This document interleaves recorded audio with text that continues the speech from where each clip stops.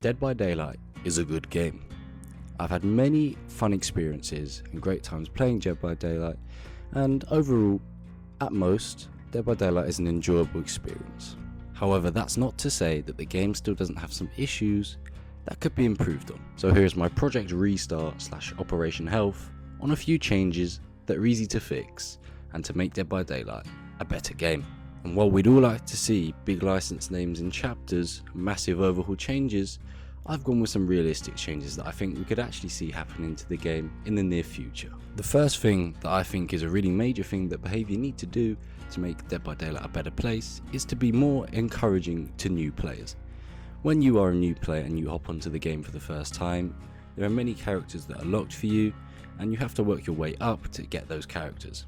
Now, my issue is with the original characters is that most of them are still behind a sort of semi-paywall, because even though they are essentially free in quotation marks, you still have to get 9,000 shards for each of them. And a simple solution for me for this is basically either half the shards to 4.5k or somewhere around that region for each original killer or character in general, or also make the DLC sort of free after a certain period of playing, that you just automatically unlock them like you would any other character who is not a licensed character. This would lead to sort of new players having a better chance and just having a more fun experience in the game, because at the minute most of the perks that are meta, or most of the resources that you can obtain in the game that are really of any importance and are used at the highest level of the game, are the licensed ones, whether that be killers, perks, whatever.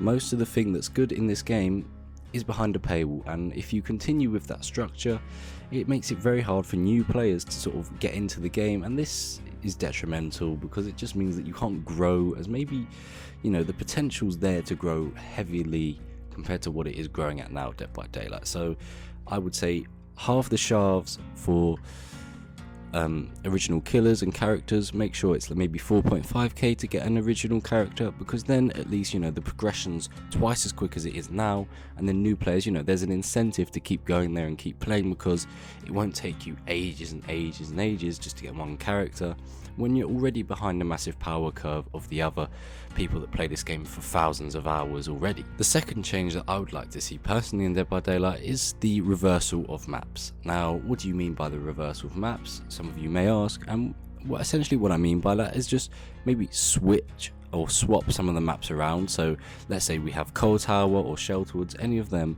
just flip them upside down, invert the layouts of them, and then just have that as an opportunity and an option to players, because all these maps that we play on now, they're very stale, and while some of them have been in the game for a long time and are sort of held in a high regard, it's not fun to play when you're playing sort of the same sort of structures, tiles, same sort of free gen areas around the maps. It doesn't matter what map you're on, but it's always sort of the same.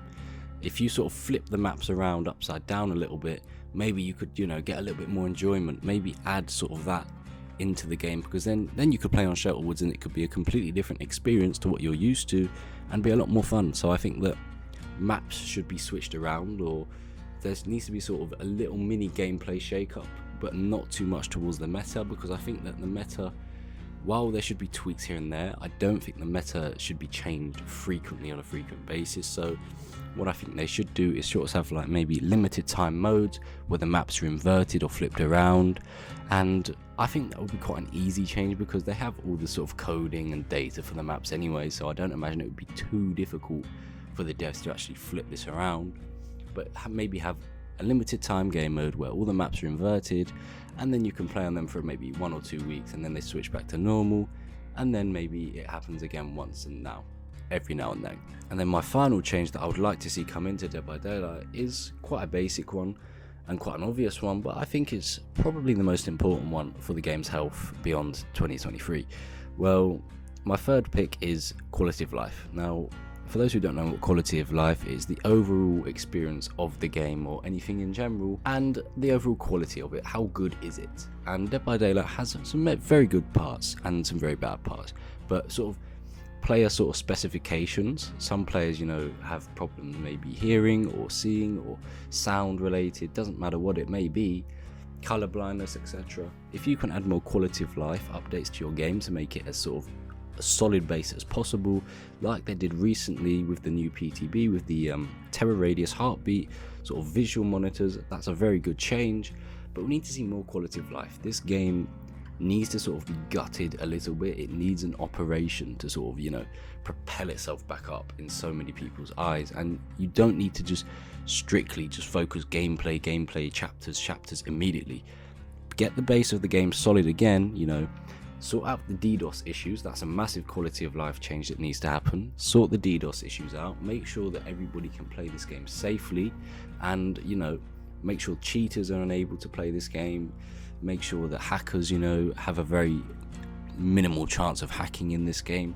Just make everything as secure, as safe as possible for the player base that play your game, and then everybody else's experience will just be uplisted by that, because they'll feel that when they jump on the game. When you go into a game of, say, Call of Duty or whatever, it's more sort of knowing to you that you're not going to have your IP leaked, or there's no danger of that compared to Dead by Daylight, which is a serious problem at the minute.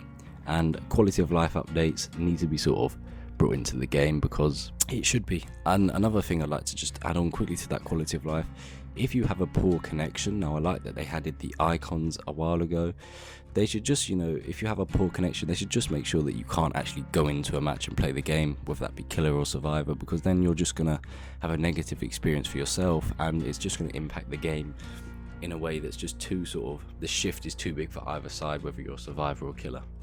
But those are my sort of main changes that I'd like to see in Dead by Daylight, and I think that those are feasible and achievable in the near future, and that Behaviour should be doing this if they want to grow the game and operate in a successful manner.